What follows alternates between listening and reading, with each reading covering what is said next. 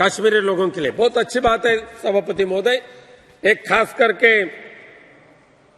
Social and educationally backward classes के लिए जो रिजर्वेशन देने का जो ऐलान इस बिल के माध्यम से हो रहा है, एक अभिनंदनीय है, मैं अभिनंदन करता हूं।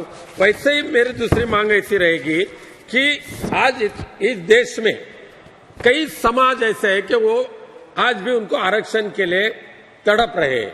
खास करके हमारे महाराष्ट्र में सभापति महोदय आप भी अच्छी तरह से जानते हैं, मराठा समाज लाखों की करोड़ों की संख्या में है, धनगर समाज लाखों की संख्या में है, और कोई ऐसे समाज है यानी जिसे महादेव कोली समझते, यानी फिशरमैन में भी एक कम्युनिटी है महादेव कोली। ऐसे कई गठ है कि उनको आज भी आरक्षण नहीं मिल रहा है, और आरक्षण के लिए पिछले कम से कम 25 साल से वहां के मराठा समाज हो, धनगर समाज हो, कोली महादेव कोली समाज हो, आरक्षण के लिए लोकशाही मार्ग के रास्ते से आंदोलन करते आ रहे हैं। सभापति महोदय, मराठा समाज का आंदोलन कम से कम 1980 तक अभी तक चालू है। लाखों की संख्या से लोग ऐसे प्रदर्शन करते हैं कि उनके प्रदर्शन की एक लोकशाही के मार्ग से जो प्रदर्शन करते हैं, आज तक उनके शांति से जो प्रदर्शन हो रहा है, ऐसे प्रदर्शन अभी तक इस देश में कभी हुआ नहीं है। लेकिन दखलंदाज नहीं हो रहा है, नजरअंदाज नहीं हो रहा है।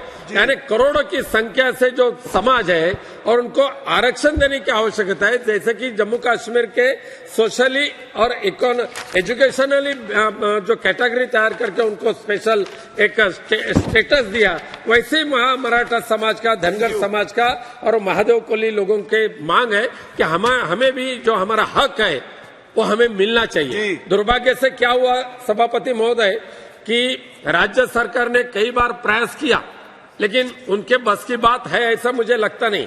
मेरी विनंती है इस देश के गृह मंत्री जी से, अमित शाह साहब से, कि मराठा समाज, महाराष्ट्र के मराठा समाज, धनगर समाज, महादेव कोली समाज या देश के कई अन्य बाकी के जो समाज है, उनको एक बार न्याय देने के लिए आप सदृदय से आगे आइए और उनको न्याय देने के लिए आरक्षण की व्यवस्था करने के लिए संसद में ही वैसा बिल पारित करने की आवश्यकता है, ताकि वहां के लोगों को एक न्याय मिले और न्याय देने का काम आप करेंगे, ऐसा मुझे भरोसा है।